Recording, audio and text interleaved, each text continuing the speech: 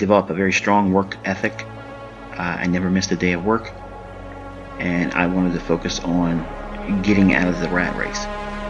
At 20 years old, I was thinking to myself that I wanted to be retired at the age of 40.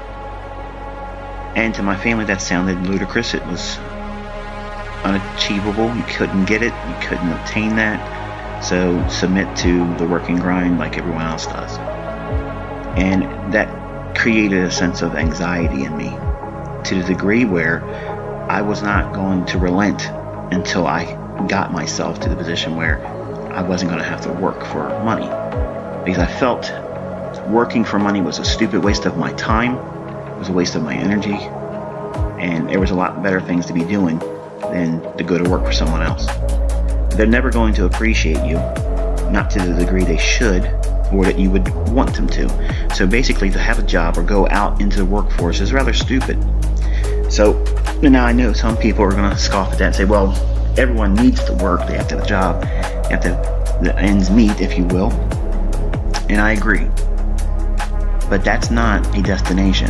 Now, unfortunately, most people create that as their final destination because of procrastination, fear of failure, failure to observe the realities of having the resources, whether you accept the fact that you do or don't. Everyone has resources. There's absolutely zero excuses why within 10 years anyone can retire. Now, I'm not saying that you are going to retire a multi-millionaire, but you could certainly find a way to replace your current income. Now, if you could do that, think about it. Isn't that really the definition of being rich? Now, I'm not saying super wealthy in elite status, but to be rich is you're not working for money anymore. So if you find a way to replace your current income, even if it never goes up, if you just made ends meet, that's rich. Now, some of you would disagree with that because your definition of rich or wealthy or affluent is going to vary from mine. But I'm telling you from a storyline, this is how I came up from this. I came from a very, very modest upbringing, very modest start.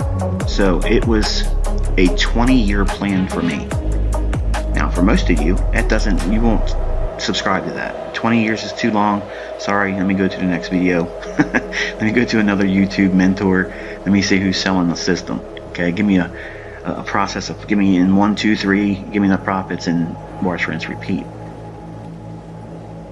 I never really subscribed to that very long, initially because everyone's baptized in the same way with trading. It's indicators and buy and sell and this, that, and everything. But I found quickly that that wasn't the way to do it. And because I'm a very analytical person, I have a very technical approach to things. I'm methodical in a lot of ways, and I've always been that way. So if someone speaks to me, I'm always analyzing what's their alternative motive. What's their ulterior motive? And maybe there isn't one, but I'm always thinking that. I'm always trying to decipher, get to the root cause of problems, because that's where the solution resides. In the American society, we're trained to accept the problem and just grind through it. I don't subscribe to that view. I subscribe to the fact that there is an alternative solution to our present condition that is working too much for too little. So I had to submit to a long-term process because I had readily admitted that my aptitude for it was probably going to be insufficient. So therefore, I allowed myself up to the age of 40 years old before I would really consider myself proficient, success, whatever. Okay, so I was already building in a far and wide definition of success, and I gave it a long-term deadline. Now, if you're living with your folks, or if you're living with family members, or if you're living with a person that you don't really want to be with, but because of necessity you have to be there, that is many times a very toxic environment. And when I began trading, I kept it quiet. I didn't tell anybody what I was doing because I already knew what the answer was going to be.